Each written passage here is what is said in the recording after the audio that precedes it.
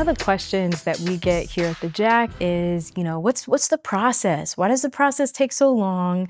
They have maybe 2 years left on their enlistment. What should they be doing with that time to prepare themselves so once they exit the military, they can kind of segue in or be closer to getting a job within the fire service?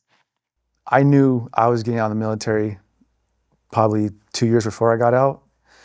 I was 3 months out before my initial term of enlistment, and I was like, you know what, I don't have a plan. And I read up for 1 more year, and I regretted every month of it. I was like, I should have just got out last year and just chased what I knew I wanted to do. But everything happens for a reason, right? So you have 2 years left on your program. There are a ton of resources that are available to you in any branch that you serve. Tuition assistance, you don't even have to touch your GI Bill. Every branch offers tuition assistance. If you're in a place landside or where you can take online courses, they even have military colleges where they recognize, hey, your deployment or you're serving operational, you can finish your degree or work towards your degree once you have the space to do it. So it's kind of like a continuous thing. And that can kind of be on you, right? If you want to get it done, do you have the discipline to get that done? But if you're in a position where you are landside and you can help out and affect your future as far as getting classes done, start thinking about those courses while you're active duty and they'll pay for it. You don't even touch your GI Bill. So I think that's one. Also start building those connections. If you know where you want to go, like Tim knew he wanted to be in Metro and did his research for there, like start researching, hey, okay, well, I know when I get out, I might've been stationed over here in this area. Let me call up some of their fire departments. Call a rookie. You can call a station, talk to a rookie, ask questions, and just start laying that foundation, that groundwork for where you want to go. And then again, look into the qualifications. What do I need? Okay, I need CPR, I need EMT. Can I knock that out? They have 5-week EMT courses that you can get done, or a semester where it's 5 months. I did a semester because I was still working at the time. It was hybrid, so I was in class for 5 hours a night on a Wednesday and online for the other portion of the week. And this was during the pandemic, so there was all kinds of roadblocks during that time. But again, it's just determination. And get your family on board. This isn't a you decision where you're at it alone. Hey, look, I need you guys' support. There's, I got things moving around. I'm still balancing one career. I have my military service. That always comes first. There's also some other things I'm working on, and lean into your resources, lean into your family and get their support so that you can start your transition, because you don't do any of it alone. You don't serve alone. You're not going to transition out alone. The hiring process is a long process, but that process for an individual's journey that we're talking about is about gathering the necessary qualifications. Different agencies hire different ways and provide different levels of training. I tell folks that you talk to a firefighter, and if you ask them, how do I become a firefighter, they're going to tell you their story. Most people are going to tell you exactly what they did, and that's 100% the way to go do it. Take that with a grain of salt. There's a lot of stories out there. This one's not mine, this one's yours. If a person is watching this and it's just planting the seed, like, I think I do want to hold on to that esprit de corps. I do want to be mission focused. I want to stay in a uniform. I want to continue to serve in some capacity. It's just not here.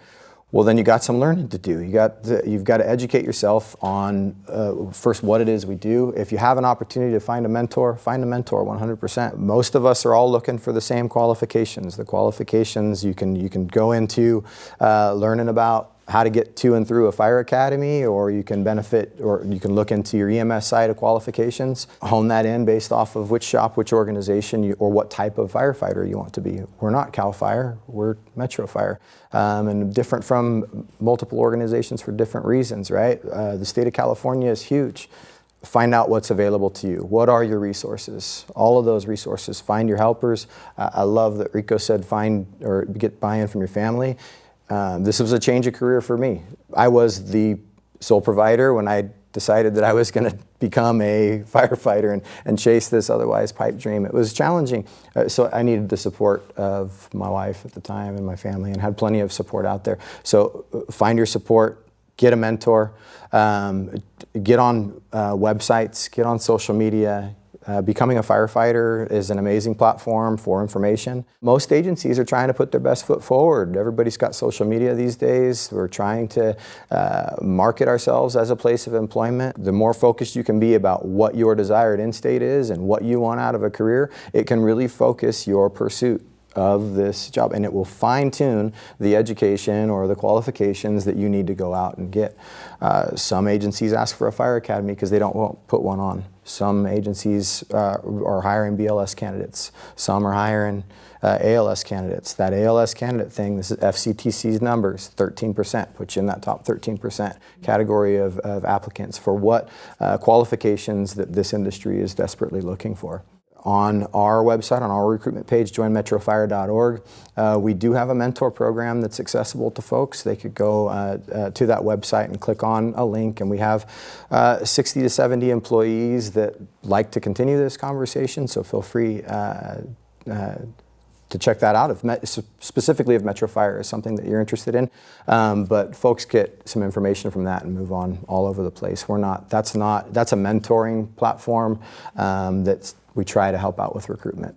In a previous conversation, one or both of you may have mentioned these, but USA Jobs is a good place to find information, exit seminars, Work for Warriors, which I think one of you mentioned in this conversation. So all resources that you can go ahead and utilize to find more information as you're transitioning out. Look into all those.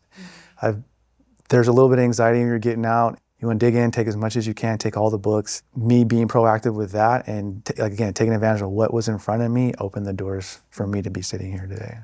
So I wanted to segue from the veteran who's in the service, who has some time left, who's figuring out how to best utilize that time, and transition to talk about the person who's exited the military. Mm-hmm. They didn't take advantage of TAPS or the resources. They really didn't tap in at that time for whatever reason. And so now they're pretty serious about the fire service.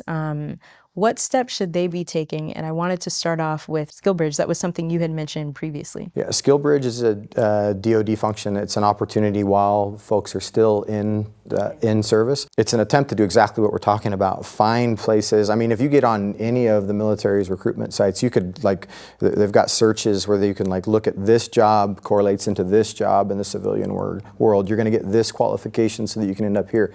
SkillBridge is trying to do that and trying to bridge the gap for someone to have gainful employment or be employable in the civilian space. When someone's going to exit, and this probably happened to you, I know that they get recruited again to now come back in or sign up as a reserve, maybe see what's available to you, maybe ask for an MOS, it totally depends on the individual circumstances. All of these things still start with the individual, what qualifications they need to obtain to end up at their desired end state. Are there any tips or resources you would suggest to people that are beyond the SkillBridge point? Yeah. Military career is over, and where do I start? What do I do? Folks are I'm probably get some phone calls for this, but knocking on a door is not out of the question.